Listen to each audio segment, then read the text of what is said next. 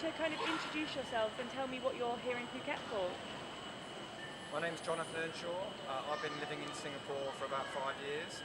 I'm here to do the tour of Phuket, which is a 3-stage bike race.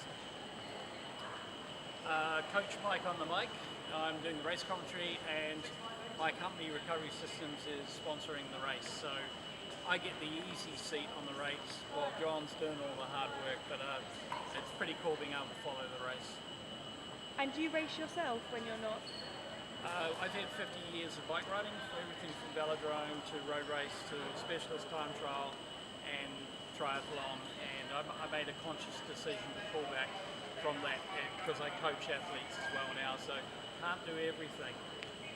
So how do you two know each other?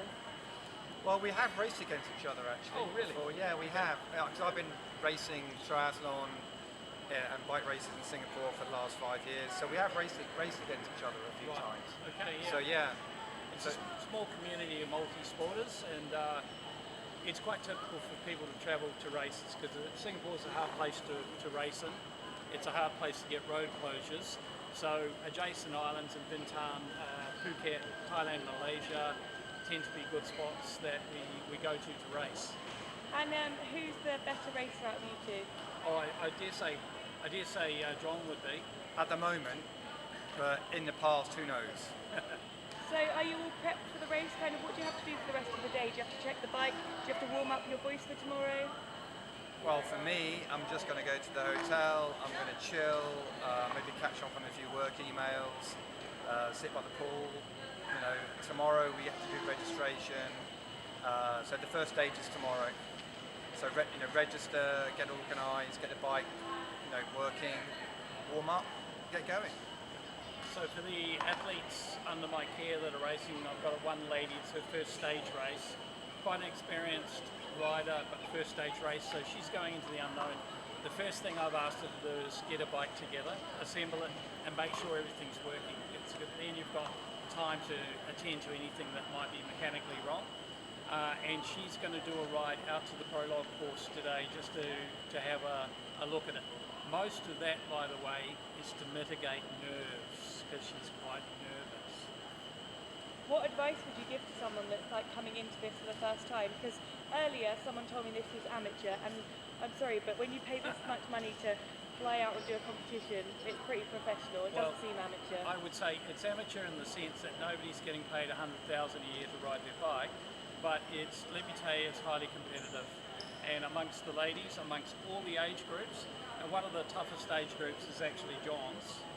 Because the older you get, the more time you have to train and to invest into the sport in all ways that make a difference. So across all the age groups, they're very competitive. Let me tell you, there's going to be some good racing.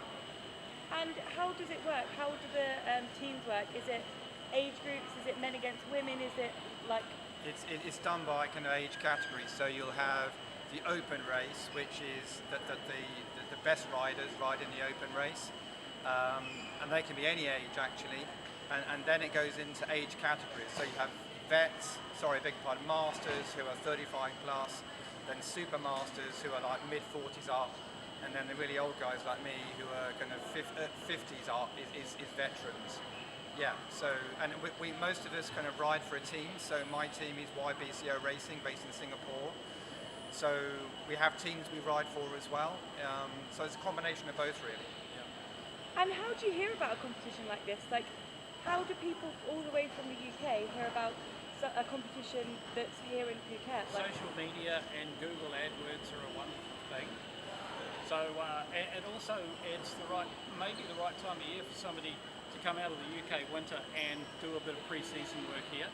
And what I would say for the local athletes, they would have planned this race maybe 5 or 6 months ago as a part of their calendar, because a lot of the athletes that are doing this race will bounce on in 2 to 3 weeks' time and do tour of Bintan. So John's doing that, aren't you, John? Yeah, Tour de Bintan is what's called a UCI qualifying race. So Tour de Bintan is where you qualify for the UCI Gran Fondo World Champs, and that's the only qualifying race in this region, so that's quite a big one. Bintan's an island in Indonesia, so this is a really good preparation race for that. And is this a big competition, this one? The Tour de Bintan, you mean? No, the one here in Phuket. I would say it's a big competition in that a lot of people are using this as a lead in to Bintan. So it may not necessarily be an A race for everyone. It might be like a very important B race to do some final prep for Bintan. Some really good race miles. And is this the competition where people kind of come in and they size up the competition for the next race? Is this Oh the yeah, one where thing about, we haven't raced each other since probably September last year. So yeah, there are 1 or 2 guys I know that I'm going to be racing against in Bintan in 2 weeks' time. So I want to see what kind of shape they're in. I might try a couple of different race tactics at the end of the race, see if there's a better way of trying to beat them, and they'll be doing the same thing to me. So yeah, definitely. And also, when you get into the older age groups, there are definitely fewer people who are your main competitors. So you know who it is. You see the names on the start list, and you know who they are, and you're looking to try and size them up. Yeah, definitely. But let me tell you, with race training social media like Strava, everyone has been stalking their competitors, and they're looking at what their wattage is and all these sorts of things. So it's actually good to fudge your numbers on Strava, I find, just to throw a few curveballs in at your competitors.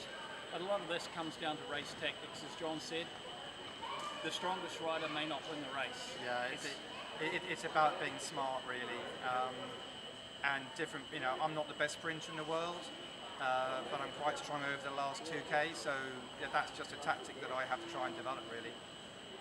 And where do you think you're going to land on Sunday? Top, bottom? Well, I'm hoping to make podium, both for an individual stage, but also overall. That's the objective, really. So hopefully get to Sunday, and I'm in the top 3. That's the objective, really. And I will definitely win the race because I'm on the commentary motorbike, so I will be wherever I want to be in the race ahead of everyone else. So can you give me an example? He's coming up first. What's your commentary going to be? Well, I'll be looking for John in a break, perhaps towards the end of the race, and possibly add some key stress points in the race, like we just discussed earlier. There's a hill about 60 k's into stage 2, and that's going to split the bunch. And then it may come down to hill groups forming that are working together, that then form a winning breakaway. And it may or may not happen, but you've always got to try when you're in that situation. You've always got to put yourself in with a chance of winning in a breakaway. So I'll be looking for John to arc up, like you said, his strengths is 2 k's to go. I'll be looking for maybe an individual effort if we're around him at that time, because he might want to play his car 2k out when the sprinters are thinking, I'm not going now, I want to save my legs for the last 200 metres. So his tactic is to avoid the last 200, but to really have them in 2 minds about whether to chase or not, and he may get away. All he needs is a 10-second gap, and he could hold that for 2k. Wow, that's impressive. Well, we'll see. We'll see what happens. Yeah, we'll see what happens at the end of the race. So you ready for it? Yeah, I'm in good shape. I've trained hard. I did a half Ironman a couple of weeks ago, which gets me, for me personally, if I race, it gets me really race fit. So I've got no excuses. I am in decent shape, and so I've got no excuses, and see how it goes. Amazing. Great. Okay.